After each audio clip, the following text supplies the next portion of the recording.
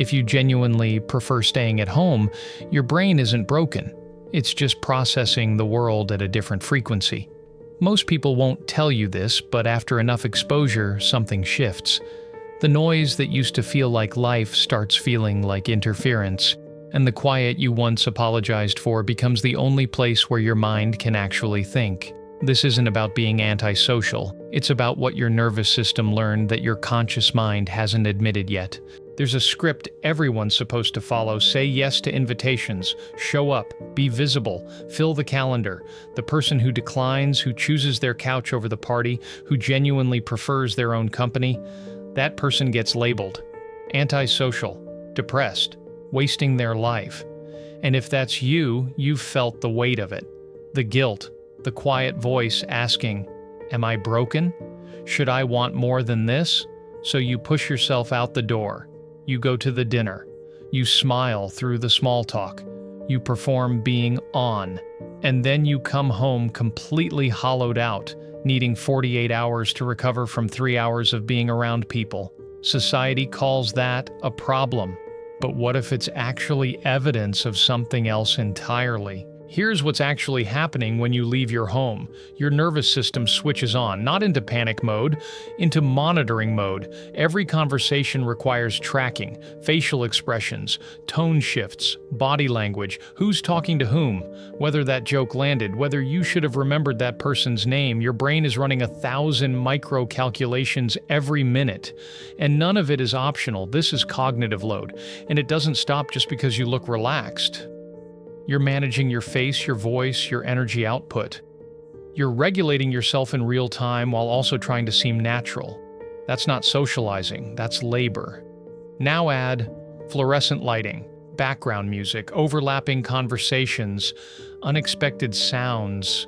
For someone with a sensitive nervous system, and many people have this without knowing it, every one of those variables registers as input that needs processing. It's like running software on a computer that's already at 80% capacity. Eventually, the system crashes. When you get home, you're not just tired, you're depleted. Because you've been holding yourself together in an environment designed for overstimulation, and your brain has quietly learned something crucial. Most external spaces cost more energy than they return, so it stopped wanting them, not out of fear, out of math. Staying home isn't avoidance, it's conservation. It's your system recognizing that peace isn't boring, it's essential. There's a reason this pattern gets stronger with time and repeated exposure. The brain changes, not in a decline way, in a refinement way. Brains repeatedly exposed to novelty recalibrate. They stop craving fast dopamine, the kind that comes from crowds, unpredictability, constant stimulation. They start valuing slow dopamine, the kind that comes from depth, mastery, and repetition. Reading the same book twice feels better than scrolling for something new. Cooking a familiar meal feels better than trying the trendy restaurant. This isn't boring, it's neurological maturity. And something else happens. Pattern recognition sharpens. You've been to enough parties, enough networking events, enough dinners to know exactly how they'll unfold. You can predict the energy cost down to the hour, and once you can predict it, you can evaluate whether it's worth it. Most of the time, it's not. Meanwhile, the world keeps accelerating. Notifications, open offices, constant availability. Every space outside your home is designed to extract attention, not maliciously, just economically. Attention is currency, and the modern world is built to harvest yours. But your nervous system doesn't care about productivity metrics. It cares about survival. And when survival feels threatened, not by danger, but by depletion, it pulls you inward. Staying home isn't retreat. It's recalibration. It's your body saying, "I need a place where I'm not being mined." So why does culture treat this like failure? Because visibility is confused with value. Being busy is coded as important. Constant activity is seen as proof of a life well lived. If you're not seen, you're not real. If you're not socializing, you're somehow incomplete. But that framework is exhausting by design. It keeps people producing, consuming, available, and when someone steps out of it, even just for a weekend, the system registers it as non-compliance. Here's what nobody says. The person who can sit in silence without needing input, who doesn't require external validation to feel real, who has built an internal world rich enough to inhabit, that person has accessed something rare.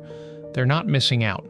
They've figured out that most of what culture calls living is just noise, and noise doesn't nourish. It just fills time. People who love staying home aren't disconnected from life. They've just developed a filter.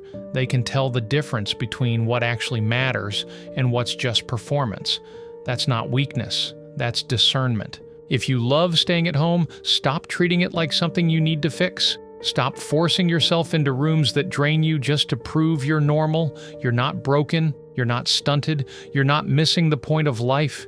You've just learned to protect your energy in a world that doesn't value that skill. You're allowed to prefer quiet. You're allowed to find your own company more interesting than most conversations. You're allowed to feel fully alive in a space where no one's watching. That's not sad. That's self-sufficient. And self-sufficiency in a culture built on dependency and distraction looks like rebellion. The guilt you carry, it's not even yours. It's inherited. It comes from a world that equates solitude with loneliness, stillness with stagnation, silence with emptiness. But those are false equations. Loneliness is wanting connection and not having it.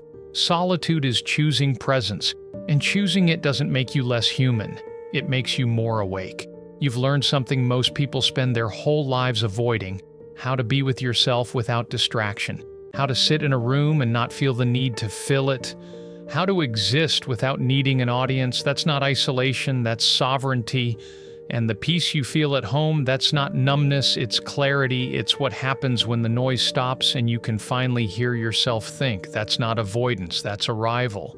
The people who truly understand you won't ask you to be louder. They'll just know where to find you.